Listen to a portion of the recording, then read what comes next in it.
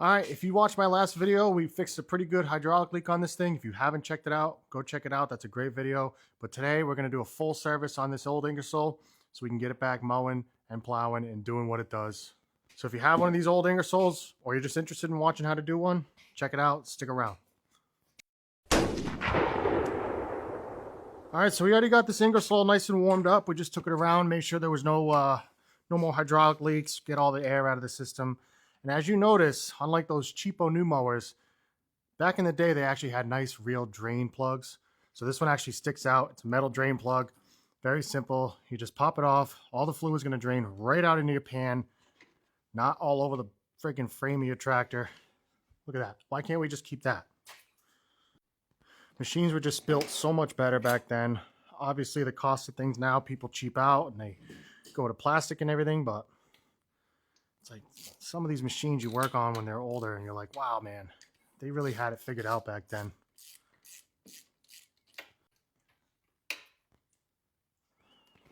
And that's why a lot of people that own these machines hang on to them, because you're not going to have a machine like today's machines last as long as this one will.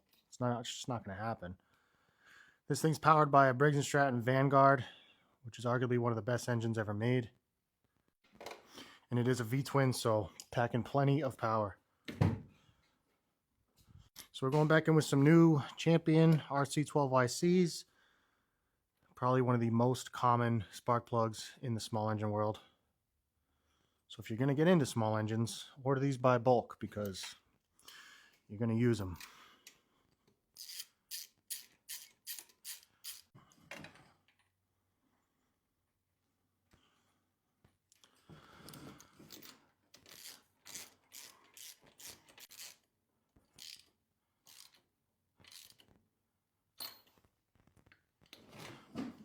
All right, so the air filters on these are pretty good.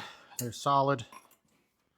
Just always double check what your engine takes, because these filters come in different sizes, different widths, and they won't fit. So just double check your engine model number. Make sure you get the right filter that's actually going to fit on there, because if you put one on that's a little too fat or a little too thin, it won't work correctly. So these ones are super simple. You're going to pop the old one out. You're going to take this metal plate out, throw that one away, put the metal plate in the new one, and put it on the machine. And cinch it down. Reinstall your cover.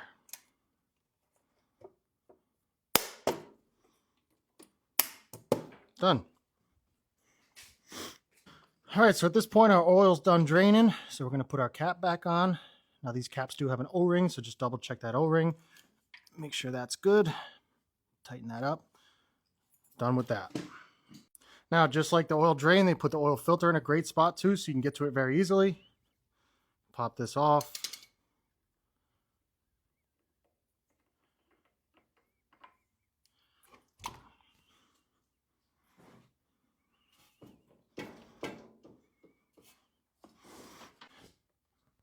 Lube up your O-ring on your new filter. Double check, make sure this filter surface is clean. Slap the new one on.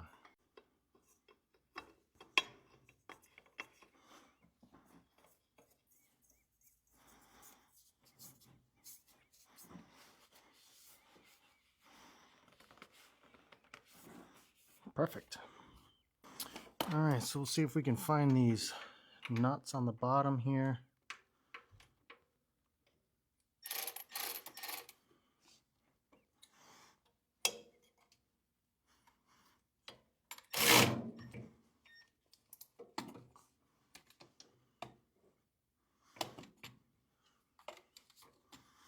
Tighten these guys up.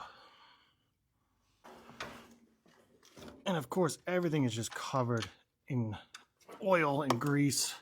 So this thing is pretty filthy, but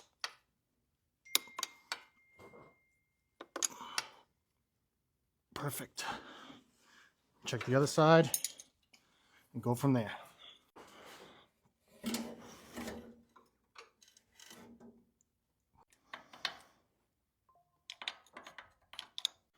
All right, so this side is now tight, so the engine is back secured the way it should be.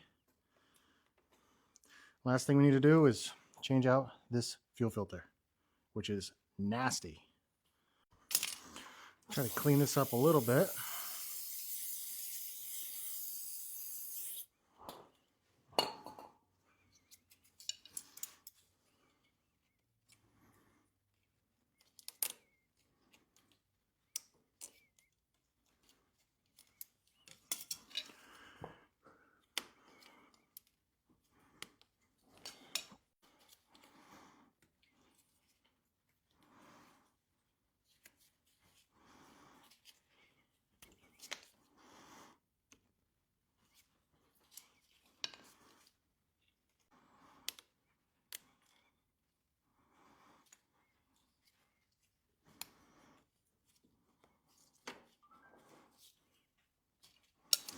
Okay, new fuel filter in.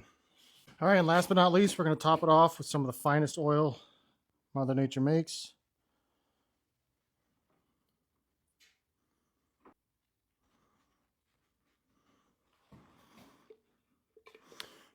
And that's it.